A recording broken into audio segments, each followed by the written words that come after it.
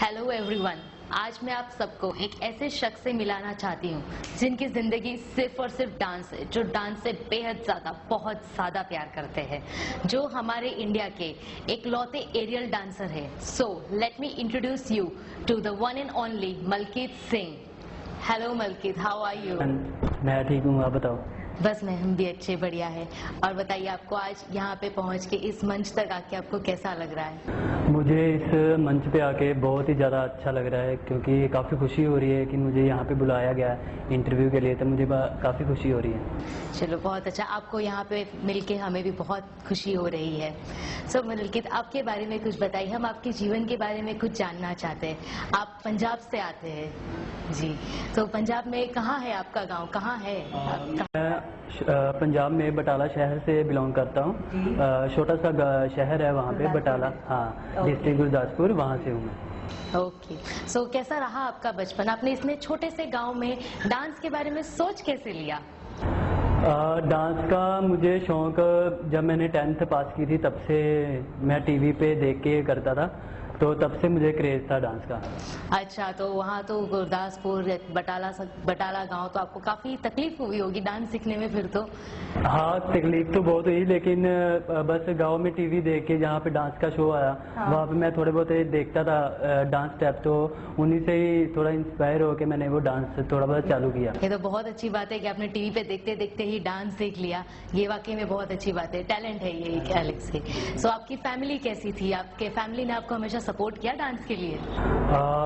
मेरी फैमिली तो काफ़ी गरीब से मैं बिलोंग करता हूँ। मेरी फैमिली में काफ़ी प्रॉब्लम्स है, जैसे मेरा भाई हैंडीकैप है, वो चल नहीं सकते, और मेरी बहन का भी कुछ ऐसा ही है। तो बहुत ही ज़्यादा प्रॉब्लम थी फैमिली में जब मैंने डांस का ये शुरू किया था, और काफ़ी सारी प्रॉब्लम मुझे फेस करनी पड़ी। हमने सुना कि आपने 10th में ही आपकी परीक्षाएं छोड़ी थी। हाँ, वो इसलिए छोड़ा था क्योंकि मेरी जो मम्मी थी उनका सिर में ब्रेन ट्यूमर था, तो उनका मुझे ख्याल रखना था। तो कोई भी घर पे ये नहीं था, क्योंकि भाई चल नहीं सकता था, तो वो तो ख्याल नहीं रख पाता। तो इसलिए फिर मैंने डिसीजन लिया कि मुझे पढ़ाई छोड़ देनी चाहिए, अपनी मम्मी का ख्याल रखना है, और इसलिए मैंने पढ़ाई छोड़ दी। तो आपने अपनी मम्मी के लिए आपकी पढ़ाई भी छोड़ दी? Yes ma'am. और आपकी, हमने सुना वो बहुत कम उम्र में आपकी माँ भी गुजर गई। यस मैम, बहुत बुरा लगा था तभी, बहुत ज़्यादा एक अलग ही टेंशन पड़ गया था, क्योंकि मम्मी का मतलब कि घर पे पूरी फैमिली पे माँ का हाथ होना बहुत ज़रूरी है, तो उनके बिना पूरा परिवार टूट जाता है। तो हमारे परिवार में कुछ ऐसा ही हुआ, जैसे मेरी मम्मी की डेथ हुई, हमारा पूरा परिवार ऐसा मतलब पूरा बिखर सा गया। तो फिर यहाँ से आपने मुंबई का सफ़र कैसे तय किया आपने? मुंबई का सफ़र शुरू हुआ जब मैं 10th मैंने ख़त्म की थी, और मैं डायरेक्ट फिर एल्युमिनियम के काम पे लग गया था, क्योंकि घर पे पैसे की ज़रूरत थी, तो मुझे मम्मी के लिए पैसे के लिए इलाज चाहिए थे, तो मुझे एल्युमिनियम का काम शुरू करना पड़ा। तो मैंने काम किया, फिर उसके बाद वहाँ पे हमारे घर के सामने एक बहुत ही खंडर जैसा हॉल था, खाली हॉल था। तो हम लोग ने सोचा, हमारे दोस्त 3-4 मेरे दोस्त थे, वो लोग ने एक प्लान किया कि हम लोग डांस का वहाँ पे रिहर्सल किया गया, क्योंकि हमारे यहाँ पे रिहर्सल बहुत कम जगह थी। जहाँ पे मैं रेंट पे रहता था घर पे, वहाँ पे डांस नहीं हो पाता, बहुत कम जगह थी। तो उन्होंने बोला कि हम लोग रात को वहाँ पे रिहर्सल किया करें। तो आप दिन भर काम करते थे और फिर रात में आप टाइम निकालते थे डांस की रिहर्सल करता, और मैं काम 9 बजे आता था, 9 बजे भागे 10 बजे तक रोटी खा के फिर जाता था वहाँ पे। अच्छा, तो यहाँ पे मुंबई में रहने का फिर गुजारा आपका कैसे होता था? मुंबई जब मेरे एक दोस्त ने, जो मेरे साथ रिहर्सल करता था, उसने मुझे बोला कि मलकीत, जब मैं मुंबई जाऊँगा तेरे को मैं ज़रूर बुलाऊँगा। तो वो मेरे को वादा करके गया था कि मैं तेरे को, और आपके दोस्त ने उसका वादा निभाया, बहुत बड़ी बात है। रेहान, ओके, वो अभी भी है टच में मेरे, तो उसने बोला था। और जब वो गया, जब उसका कॉल आया कि मलकीत मैं मुंबई पहुंच गया, अभी तू आ जा, तो मैं बहुत ज़्यादा खुश हो गया था, और बुरा इस बात का लग रहा था कि मैं अपनी फैमिली को छोड़ के जा रहा हूँ मुझे। हाँ, क्योंकि बड़ी बहन है घर पे और मम्मी भी नहीं है, तो उसके लिए थोड़ी प्रॉब्लम हो जाती थी। और फिर मैंने उसको बोला कि रुक, मैं डैडी को मनाता हूँ, कुछ करके झूठ बोल के मैं मनाता हूँ कि मैं आता हूँ, मैंने ऐसा बोला। फिर मैंने पापा को बोला कि मुझे मुंबई जाना है एज ऑडिशन देने के लिए, क्योंकि मैं झूठ बोल के आया था मुंबई यहाँ पे, क्योंकि अगर मैं उनको बोल देता कि मैं हमेशा के लिए मुंबई जा रहा हूँ स्ट्रगल करने, तो वो नहीं आने देते थे। तो फिर जैसे मैं मुंबई उनको पापा ने बोला कि चलो ठीक है जाओ, ऑडिशन दे के वापस आ जाना 3-4 दिन में। जी जी जी। तो फिर आपको बहुत स्ट्रगल करनी पड़ी है यहाँ तक पहुँचने के लिए। सो मलकित, मुझे एक बात बताइए, DID, झलक दिखला जा और कौन से टीवी शोज आपने किए हैं? मैंने बहुत ही सारे रियलिटी शो अभी कर चुका हूँ। मुझे जब first time I can do that में ऑफर आया था कि आप बहुत अच्छा करते हो तो आपको आना पड़ेगा, तो मुझे बहुत ज़्यादा खुशी हुई थी।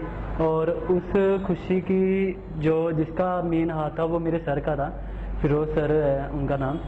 उन्होंने मुझे बहुत हेल्प किया। उन्होंने जो मेरा प्रोप था वो जो फर्स्ट टाइम इंडिया में हुआ है जर्मन व्हील, तो उन्होंने ही बनवा के दिया था वो, तो वो काफ़ी सपोर्ट किया था उन्होंने मुझे।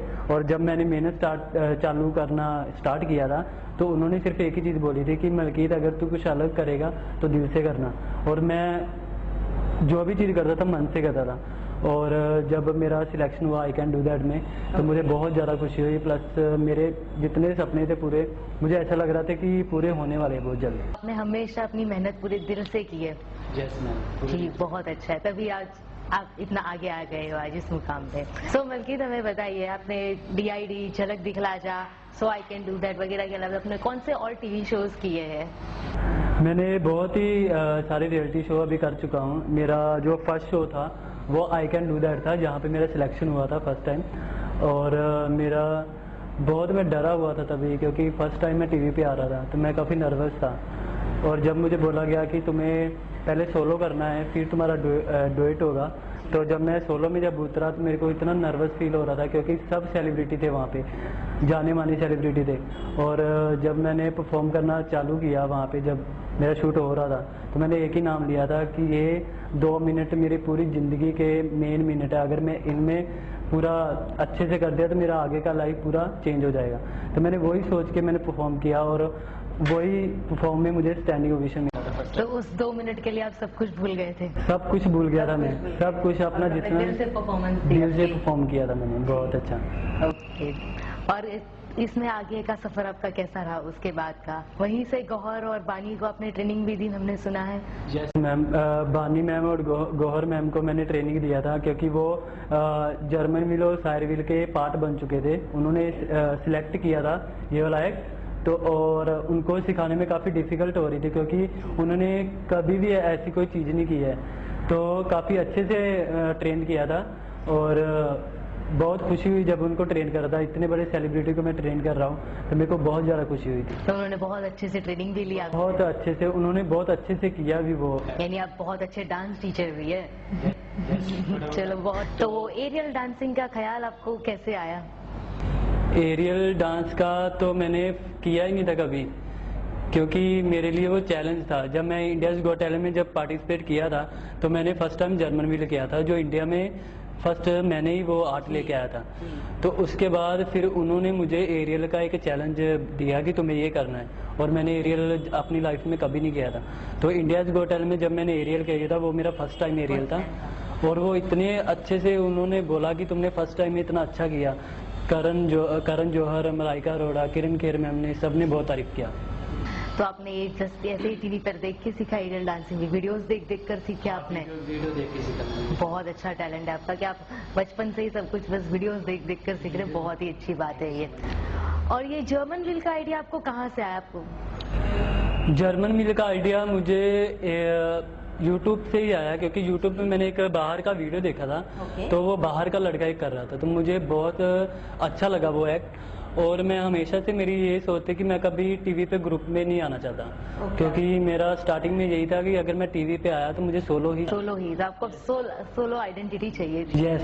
और मैंने फिर वो एक्ट इसलिए अपनाया क्योंकि वो सोलो था, और प्लस इतना डिफिकल्ट था, और वैसा एक्ट इंडिया में कभी नहीं हुआ था।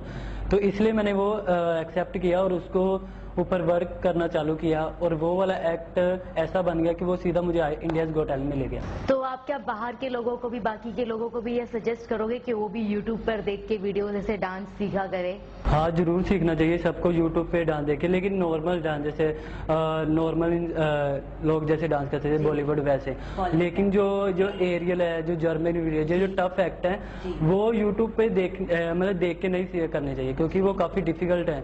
उसमें काफ़ी सारी लिफ्ट्स होती हैं, उसके लिए प्रॉपर एक पूरा गद्दे वगैरह मैट वगैरह बिछाए जाते हैं, तभी वो किया जाता है। और जब भी मैंने देख के सीखा था तो मुझे काफ़ी, मेरा हाथ टूट गया था, मेरे यहाँ पूरा फट चुका था जब मैंने ऐसा, क्योंकि मैंने किसी से टीच नहीं लिया था, मतलब किसी ने सिखाया नहीं था, मैंने खुद से ही सीखा था। और खुद से सीखने से मुझे काफ़ी डिफिकल्ट हुई, क्योंकि मेरा हाथ टूट गया था, तो मेरा मुंह पूरा फट गया था। तो ऐसा लोग अगर देख के सीखे तो उनके साथ ना हो। तो मैं इसलिए बोलना चाहता हूँ कि ऐसे जो है एक्ट है वो सिर्फ किसी से सीख के ही वो किसी करें। प्रोफेशनल से ही सीखना चाहिए, ऐसे अपनी लाइफ का रिस्क नहीं लेना चाहिए।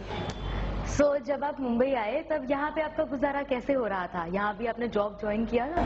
नहीं, जब मैं फर्स्ट टाइम मुंबई आया था तो मुझे मेरे दोस्त ने सर से मिलाया था, जिनका नाम फिरोज सर था। उन्होंने मुझे बोला था कि तुम पंजाब से आए हो तो मेरी क्लास में आओ, तो मैं तुम्हारा एक ट्रायल क्लास देखता हूँ, तुम कैसे डांस करते हो। तो मैंने सर को दिखाया तो सर को बहुत ज़्यादा पसंद आया था मेरा डांस, और सर ने बोला कि तुम्हारे पास अभी कोई जॉब नहीं है, तो एक काम कर, मेरी क्लास में आके सिखाना चालू कर, और तुम्हारा जो भी होगा मैं तेरे को दे दूंगा। तो इसी की वजह से मुझे सर ने रख लिया वहाँ पे एज अ जॉब। डांस की जॉब मुझे स्टार्टिंग में मुझे मिल गया, और मैं काफ़ी सुबह आता था वहाँ पे, क्योंकि मुझे अपना भी रिहर्सल करना होता था। तो मैं सुबह 7 बजे जाता था वहाँ पे क्लास पे, 7 बजे से लेकर 10 बजे तक रिहर्सल करता था। उसके बाद 11 से कंटिन्यू 10 बजे तक क्लासेस रहता था। तो फिर मैंने सर को बोला कि सर रहने की जगह नहीं है तो मैं कहाँ पे रहूँ। तो फिर सर ने बोला कि मेरे पास एक मेरा दोस्त है, तो तुम उसके यहाँ पे रह लें, लेकिन तुम्हें फिर उसका पूरा सब करना पड़ेगा, मतलब जो भी है खाना पीना वो सब। तो मैंने बोला सर यस मैं करूँगा, रेडी हूँ मैं। तो मुंबई में आने के बाद भी आपने काफी स्ट्रगल किया है? बहुत ज़्यादा, सबसे ज़्यादा तो यहाँ पे किया, मुंबई सबसे ज्यादा मुंबई। तो मुंबई में आके आपने लैंग्वेज कैसे मैनेज किया? आपको लैंग्वेज में बहुत तकलीफ थी, हिंदी आती नहीं थी आपको? हिंदी आती नहीं थी आपको? हाँ, जब मैं मुंबई आया था तो हिंदी तो बिल्कुल नहीं आती थी, और जब मैं क्लास में सिखाता था तो मैं पंजाबी में बोलता था बीच बीच में, और बच्चे हंसते थे कि सर क्या बोल रहे हैं। तो मुझे काफ़ी डिफिकल्ट हुआ, क्योंकि मेरा हिंदी का टून है जो वो पूरा पंजाबी था, मतलब बीच बीच में पंजाबी के वर्ड्स बोल देता था, और बच्चे लोग काफ़ी हंसते थे कि सर क्या बोल रहे हैं, कुछ भी बोल रहे हैं, मतलब हंसते थे। तो मैं फिर, मेरे दोस्त काफ़ी बोलते थे कि इसे हिंदी का तू सुधार, क्योंकि जहाँ पे हिंदी ही चलता है। तो फिर मैंने चालू किया, प्रैक्टिस किया शीशे के आगे बोलने का, हिंदी कैसे बोलते हैं वो प्रैक्टिस करके मैंने थोड़ा अभी सुधारा। अभी भी है लेकिन अभी इतना लगता नहीं है। और हमने सुना है कि मुंबई में आने के बाद भी आपके साथ बहुत सारे हादसे हुए हैं? बहुत ज़्यादा हादसे हुए थे, क्योंकि जब मैं DID का ऑडिशन देने गया था और मैंने एक बैग कैरी किया था साथ में, उसमें सब मेरे डॉक्यूमेंट थे, क्योंकि उन्होंने बोला था कि अपने मेन डॉक्यूमेंट लेके आना। तो मैं जब ऑडिशन की लाइन में लगा तो मेरा बैग जो था वो चेयर के बाजू में रखा हुआ था, क्योंकि अंदर अलाउ नहीं करते। तो जैसे मैं ऑडिशन दे के बाहर आया और मेरा बैग वहाँ पे नहीं था, मतलब चोरी हो चुका था वो बैग, और उसमें मेरे मेन सब डॉक्यूमेंट थे। मेरा मैट्रिक का सर्टिफिकेट उसमें था, 10th का, मेरे आधार कार्ड उसमें था, पैन कार्ड उसमें था, सब चोरी हो गया था। और बहुत ख़राब टाइम चला था वो तभी, उस टाइम बहुत टेंशन हो गई थी, क्योंकि फ़ोन भी था उसी बैग में, फ़ोन भी रखा था मैंने, तो फ़ोन भी चोरी हो गया मेरा, और ना मैं इधर का ना उधर का, ऐसा हो गया था। फिर आपने उसके बाद कैसे मैनेज किया? बाद में किसी से मैंने फ़ोन लिया, फिर घर पे मैंने बताया कि ऐसे ऐसा हुआ है, तो फिर पापा भी काफ़ी परेशान में आ गए थे कि ऐसे कैसे इसने घुमा दिया, तो ये वो सब बोल रहे थे, काफ़ी मेरे को सुनना पड़ा। तो मेरे साथ बहुत ही बड़ा हादसा हुआ था, क्योंकि मुंबई का मुझे यहाँ पे एक कुछ भी नहीं पता है कि कहाँ से कौन सी गली है, तो मुझे कुछ जानकारी नहीं है, क्योंकि मैं घर जाता हूँ, क्लास जाता हूँ, घर जाता है, ऐसा मतलब वही मैं घूमने का टाइम ही नहीं है। तो एक बार क्या हुआ, मुझे कहीं जाना था, ऐसा बाहर क्लासेस लेने जाना था, और सर ने मुझे ड्रेस भेजा, तो इसे ड्रेस पे चला जा। तो मैंने क्या किया, मैंने बस वालों को हाथ दिया और मैं चढ़ गया वहाँ पे बस पे, और मैंने उसको बोला कि मुझे यहाँ पे जाना है, ये स्टॉप पे जाना है, जैसे खारगढ़ सेक्टर 2 जाना है। तो उसने क्या किया, मैं जाते ही ना बस पे जैसे बैठा मैं फ़ोन पे लग गया। तो उसको मैंने बोला, वो बोला कहाँ का टिकट, तो सर ने बोला था कि जहाँ पे भी उतरेगा उसको बोलना लास्ट स्टॉप। तो मैंने क्या बोला, मैंने उसको बोला कि सर लास्ट स्टॉप का। तो फिर मैं मोबाइल पे लगा और बस तो कंटिन्यू चला, मेरा ध्यान नहीं था क्योंकि मुझे पता था कि लास्ट स्टॉप ही रुकेगी तो उधर ही उतरना है। तो क्या किया, वो जो बस थी ना वो घूम के वहाँ पे ही आने वाली थी क्योंकि वो ऑलरेडी उधर से आ ही रही थी वो। तो मैं उस पर चढ़ा, तो जैसे ही वो बोला, मेरे को ड्राइवर बोला कि लास्ट स्टॉप आ गया अभी उतर जाओ। तो जैसे मैंने ऐसे घूम के देखा तो मैं वहीं पे ही था जहाँ पे मैं चढ़ा था। मतलब इतना कंफ्यूजिंग रास्ता है यहाँ का, मतलब बहुत टफ है लाइफ यहाँ पे। मतलब मैं उसी दिन में फील हो गया कि मतलब ये मुंबई में रहना मतलब बहुत डिफिकल्ट है, बहुत ज़्यादा। और आपने रिसेंटली एक डांस एकेडमी भी अपनी खुद की स्टार्ट की है। हाँ यस मैम, वो किया है ओपन। वो इसी रीज़न से किया था ओपन क्योंकि मैंने कभी सोचा नहीं था कि डांस क्लास खोलेंगे। और उस डांस क्लास खोलने के लिए मैंने अकेले नहीं खोली है, मुझे काफ़ी सारे लोगों ने हेल्प किया है। और जिन्होंने भी हेल्प किया है सब लोगों ने एक भरोसा करके हेल्प किया है कि वो एक अच्छा इंसान है चाहिए। क्योंकि जब मैं सर के साथ काम करता था तो जितने भी स्टूडेंट आते थे सीखने के लिए उनके साथ काफ़ी लगाव हो गया था मेरा। मतलब काफ़ी बच्चे बोलते थे कि मलकी सर से डांस सीखना है, ये वो सर, उनका नेचर बहुत अच्छा है, सब बोलते थे। और जब मैंने एकेडमी का ये सोचा कि खोलना है, मैंने सबसे बोला कि मेरे पास इतने पैसे नहीं हैं, मतलब जहाँ इतना मनी इकट्ठा नहीं किया है कि जहाँ मैं इतना बड़ा क्लास खोल लूँ। तो मैंने सबसे मतलब सब लोगों ने हेल्प किया और तभी ये क्लास खुला है। एक टाइम ऐसा था कि मुझे जब मैं नया नया आया था तो मुझे कोई भी नहीं जानता था, लेकिन मैंने इतना मेहनत किया, इतना मतलब दिल से काम किया यहाँ पे, हर दिन रात एक करके मैंने अपने आप को ऐसा बना लिया कि अभी मुझे नवी मुंबई में ऑलमोस्ट आधा नवी मुंबई मेरे को जानता है कि हाँ मलकी सिंह करके एक इंसान है जो ऐसे ऐसे एक्ट करता है। और उसी एक्ट की वजह से फिर मैंने डांस क्लास ओपन किया यहाँ पे नवी मुंबई में। और ये सबसे बड़ा डांस क्लास है नवी मुंबई का, यहाँ पे first time aerial class, Sayreville, German भी सब आर्ट फॉर्म यहाँ पे सिखाए जाते हैं। तो मुझे काफ़ी खुशी है कि मैंने पंजाब से आके यहाँ पे डांस क्लास ओपन किया। और ये मेरे लिए नहीं, मेरे घर वालों के लिए भी प्राउड फील है कि एक अकेले इंसान ने इतना कुछ कर दिया, जो हम लोगों ने सोचा नहीं था वो कर दिया। तो मेरे पेरेंट्स काफ़ी प्राउड है मेरे पे। आपने बहुत ज़्यादा अचीवमेंट कर ली है और हम उम्मीद करते हैं कि आप और ज़्यादा लाइफ में अचीवमेंट करते हैं। बल्कि आपके बारे में जान के, आपसे मिल के हमें बहुत अच्छा लगा। पूरी अभियान टीम को आपके बारे में जान के बहुत अच्छा लगा। हम उम्मीद करते हैं कि आप लाइफ में और बहुत ज़्यादा सक्सेस पाए। आपका जो सपना है घर बनाना आपके गांव में, वो भी आपका बहुत जल्दी पूरा हो जाए। और हम ये भी उम्मीद करते हैं कि हम नेक्स्ट ईयर आपसे फिर से मिले और फिर से आपका इंटरव्यू ले। Thank you very much on behalf of me, on behalf of अभियान फाउंडेशन। थैंक यू मैम, आपने मुझे यहाँ पे बुलाया। और स्पेशली थैंक यू मैं अभियान फाउंडेशन टीम को बोलना चाहता हूँ कि मुझे इतना अच्छा उन्होंने मौका दिया, इतने बड़े प्लेटफॉर्म पे मुझे बुलाया, तो मुझे बहुत खुशी हुई।